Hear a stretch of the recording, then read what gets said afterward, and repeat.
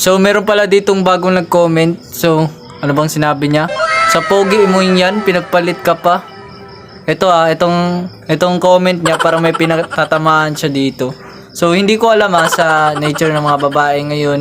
Ang hilig na nila sa mga alam mo yun, sa mabait daw, mga ganun, yung kahit pangit, acceptable pa din dyan. Pero sa akin, for me, hindi ko pinatatamaan yung mga pangit. Kasi ako, alam ko, pogi ako. Ganun.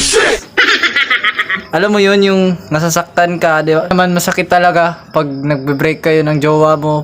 Pag iniwan ka ng jowa mo, ang sakit nun para sa akin kasi, alam mo yun, pogi ako. Tapos, pogi naman ako, nasa akin ang lahat.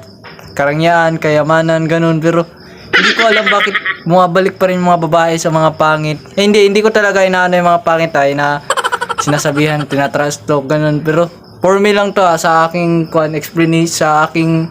explanation. Parang ganun na yung mga babae ngayon Hindi na talaga tumitingin sa muka. Parang, talaga. Parang, mabait ka, ganun. Sasagutin ka na agad. Pero sa akin, bawal yun Kaya nga ginawa yung gwapo Para para yung mga magaganda, attractive siya sa'yo. Tapos ngayon, yung mga pangit. Hindi ko talaga. Sorry mga pangit. Hindi ko talaga tinatrastok. So, salamat pala sa nag-comment. So, okay lang maging pangit basta